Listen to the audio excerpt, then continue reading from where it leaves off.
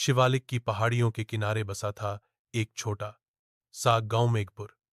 यहां बरसात एक सामान्य घटना नहीं थी, बल्कि एक चेतावनी मानी जाती थी।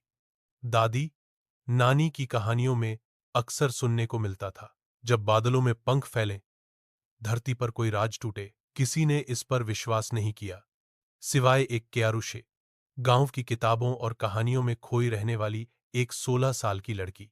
एक दिन दोपहर तक चमकते सूरज के बाद अचानक मौसम बदल गया। आसमान पर काले भूरे बादलों ने झुंड बनाया, जैसे किसी युद्ध के लिए इकट्ठा हो रहे हों। बिजली चमकी, और उसी रोशनी में आरुष ने पहली बार देखा बादलों के भीतर कुछ पंखों वाले जीव उड़ रहे थे।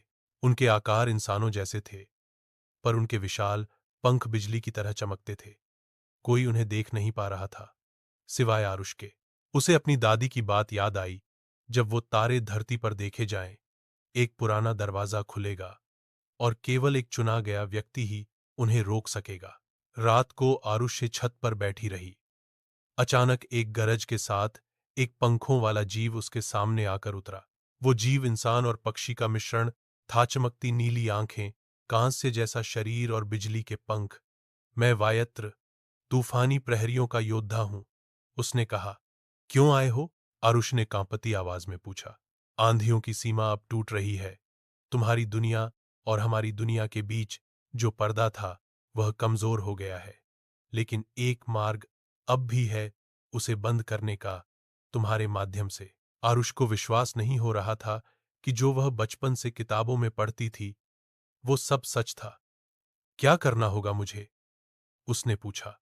वायत्र ने उसे एक तूफानी पत्थर दियानीले प्रकाश से दमकता हुआ एक रहस्यमयी टुकड़ा। इसे उस पहाड़ी पर ले जाओ, जहां सबसे ऊंचा शिखर है। वहां एक प्राचीन स्तंभ है, उसे छूते ही आकाश के दरवाजे बंद हो जाएंगे।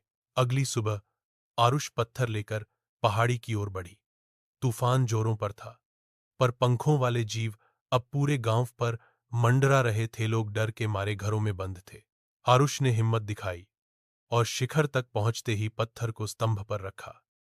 एक गगनभेदी गर्जना हुई और सारे पंखधारी जीव एक साथ बादलों में समा गए। आसमान फिर साफ हो गया। गांव वालों को कुछ नहीं समझ आया, पर आरुष्य जानती थी वो जीव अब फिर कभी नहीं लौटेंगे। कभी कभी वो जो सिर्फ कल्पना लगता है, वही सबसे गहरा सत्य होता है। और हर तूफान के पीछे छिपा होता है एक रहस्य, जिसे समझने के लिए चाहिए हिम्मत, विश्वास और दिल। अगर आप चाहें तो मैं इस कहानी को एनिमेटेड वेब सीरीज या ग्राफिक नॉवेल की तरह भी रूपांतरित कर सकता हूं।